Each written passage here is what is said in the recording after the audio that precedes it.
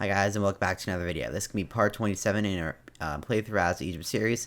If you remember last episode, we took some land over here, as well as pushed over this way, and we kind of accidentally forgot and left just a little tiny city right there, which we will definitely reconquer this episode. And you might be thinking, well, we definitely have a truce over all the times we've declared war on Phrygia, but since last time we did declare war on one of their allied city-states down here, I think it was maybe this one right here. That's now ours, though. We do not have a truce with these guys, meaning that we can fabricate a claim and declare war on them and get a war with Phrygia, which is ideally what we want. See, once that diplomats en route finishes up, you can see that we could declare war and get a war with Phrygia, although none of our allies are going to join because they're all disloyal, except if I declare war on someone over here, which they suddenly turn loyal, which I did notice last episode. Anyway, though, so the strategy for this war, as we wait for that claim to fabricate, is we're just going to, looks like this army is disloyal. It's annoying. Then we can range some troops. Actually, we'll have these guys go just take this, sorry, wrong city. Take that one right there, and these troops, you can have a dealing march over here because we are going to try and take this war goal, and we also do need troops to head this way. And so we'll get this army. Maybe we'll get a smaller army of 12,000 because we don't want to use a super extensive army. Looks like these guys can automatically head up there. We'll want them over there. And attrition-wise, this whole area is relatively good. See, that should be able to support. That does look like a pretty barren tile. And so we'll come back once that claim is fabricated or something else has happened.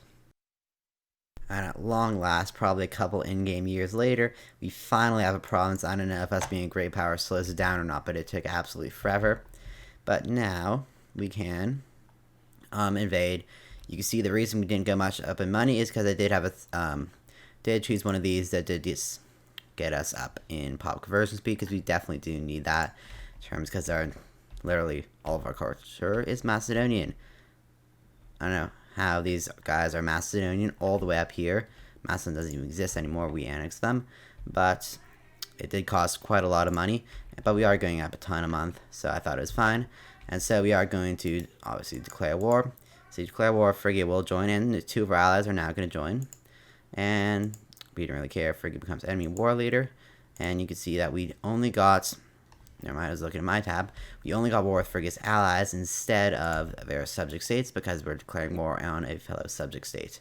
Actually, or did we not get war with its allies? We did not get war with its allies. Okay, I got maybe messed up there. But we could put all of these guys, really, we can put everyone on independent operations. I actually do have some people I want to do a certain thing. So we'll, one of you is supposed to be over here, taking out one of these forts. It won't let me move it there. Well, we'll do that later. All of you in independent operation, and we will obviously invade. I'm not too worried about things going wrong, meaning because Phrygia has decided to invest in its navy. I didn't really do anything, okay? And pop-ups, and has decided to not invest. You can see it's only going +6 and only has 12 cohorts, which I mean is really not very good for them considering how many do we have? 135 cohorts as well as 110,000 manpower. We are doing pretty well in manpower considering that the last wars with Phrygia, we really have not lost like any troops at all. You were supposed to go there, and I forgot to tell you to do that, but I guess those guys are real good on independent operations and did that. Looks like what? Those are our allies, or I mean subjects. We don't really want them to be fall to chalice because we'd probably be roped in some way, shape, or form. So the war is going well. It's a complete mess of things over here, but we should be able to pretty much take a ton of land. And we have not. Oh, nope. Looks like we are taking the war goal. And it looks like they managed to find a way into there. And looks like we're just about to finish that siege. We do have a ton of pirates which our navy could deal with, except that we are at war with Phrygia, which does have a very large navy. And in terms of navies, because I'm just kind of letting this war keep going on, Carthage does have a massive navy of 391, which is pretty historically accurate, considering Carthage was a massive naval power. They do occupy quite a bit of land as well. Trade from Carthage right there. Kind of coincidence. More pirates. And looks like he's won 2 sieges right there. War score is going up despite us not occupying the war goal. Actually, no, we occupy it now.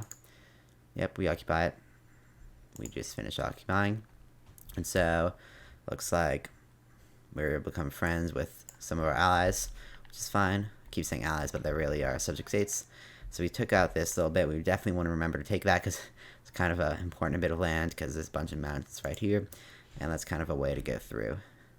And so in terms of casualties, it's looking like they have more. It's pretty much bloodless wars now with Phrygia, right? Instead of what it used to be with hundreds of thousands of casualties, now it's just 10,000. And looks like we need to. Looks like someone is doing it. Someone said she is doing a terrible job, and so we say nonsense. They're doing a good job. Or some other things. Looks like they're probably doing a bad job considering that they do have corruption. And corruption, if you didn't know, means that they're taking money from themselves instead of that's what they do as a governor instead of from the taxes. And so we can remove this. I mean, is she that good? She's actually decent. We'll do this. I don't know. Okay, then. So we can just keep requesting or accepting trade offers. And we do actually have a bit of land over here that could we take it on a pretty much constant army down here. Remember, this is the army I created last time. Looks like they're doing fine. I think Chios, we are at war with them, I believe. Yep, Chios. And we do a colonizable territory. We're slowly snaking towards Carthage. Looks like they took out all of these guys. You didn't really want a war with Carthage. They really couldn't do anything to us, though. Although they could take us out with their navy.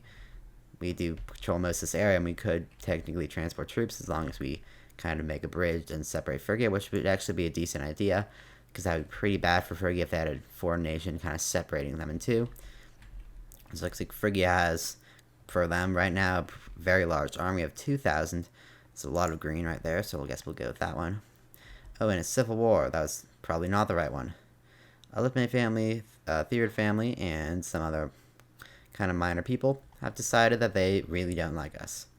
Disloyal characters, quite a few of them. Let's see, it looks like you are very disloyal. A couple options. I suppose we could, well, their loyalty is 21. We technically could bribe them for what it's worth. And how much would that cost? 5 political influence, as well as assuming some money. Yep, 100 gold. And so we will do that. That should get you above. And if it doesn't, I'll be highly upset that. Get rid of that. And hopefully, she is 73 years old. Should be resolved. And invention, we didn't really need anything of these. But some of them would be nice. We do want to keep our money up in case something were to happen. And so we're just going to kind of let this war just keep going on. And we could see what we could get. Well, obviously, don't want to forget to get this. And then we can make a bridge, although it doesn't look like we can. We haven't taken that land yet. We could try and take out this area and kind of to connect those two parts. That would be, they'd be very happy with that. Ideally, we take out some of these guys so they don't just sit there and keep joining Phrygia in wars, although they're not that they really do much. It looks like we have more pirates and we want another siege.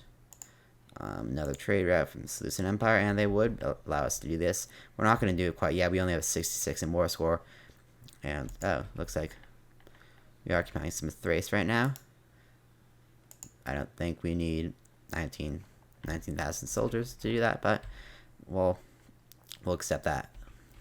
As long as that will get our war score up. And so, it looks like, I believe we are at war with Kindos. I'm assuming those are mercenaries. And we are laying siege to that, so that'd be good because we do want to take out that land. I believe that is an entire country there. And so, as you can see, war is going well. There's not much else for me really to say. Looks like some of the people we are at war with, really there's a lot of them. Allies and armies are over in this area. Looks like this army of 20,000 not be very helpful, but Phrygia's army looked like it was already just about at half morale. So we should be able to beat them easily. And looks like we can lose some money and replace the stockpile. Well, they prefer to catch brigands. Sometimes forget to, and I swear, if it's you again, nope, it is not that person. It is now the head of the Mogard family being disloyal. Okay, so there's probably a reason. Drunkards, they are scorned, but head of the Mogard family. Now let's see. Why might you be? Yeah, let's just go to the families tab. If I can get there. Nope. Okay then. Families, head of the Mogard family, you. So we can. His loyalty is at it's 1 below. It's 1 below 33. So he can literally do pretty much anything. This is actually pretty. Oh, that is a lot of money though. And this one, you know what? Oh, we do have to actually. Yep, that would be giving him a property, which we could do. Let's see, bring him to trial, low chance of success, and that would just make his loyalty just about 0.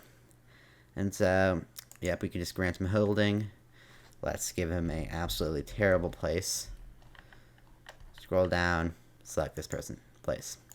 Okay, now he's fine. Living at probably an estate, wherever I selected. And Navy's being good, sitting down there, not being caught by Phrygia's Navy. Peace, okay, 1,265 days. I'm assuming that's because we've completely taken out the entire area.